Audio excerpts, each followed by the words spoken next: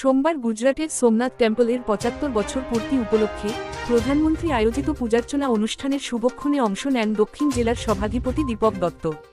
এ উপলক্ষে দক্ষিণ জেলার তথ্য ও সংস্কৃতি দপ্তরের উদ্যোগে বিলোনিয়ার বনকর মোহন গিরি শিব মন্দিরে অনুষ্ঠানের সরাসরি সম্প্রচার করা হয়।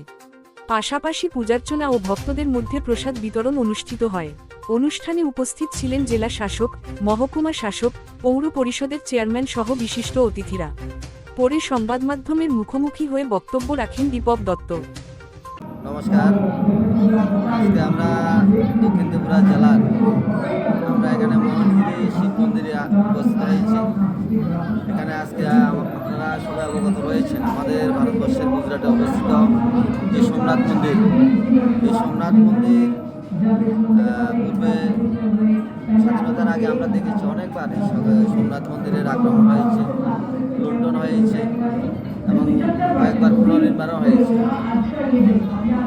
1947 সালে স্বাধীনতা পাওয়ার পর, ভারতবর্ষ স্বাধীন হওয়ার পর 1951 সালে এটাকে আবার পুনর্নির্মাণ করা হয় আজকের এই দিনে 11ই মে। তো আজকে 75 বছর আমাদের ভারতবর্ষের প্রধানমন্ত্রী ওই মন্দিরে পূজা অর্চনা করবেন।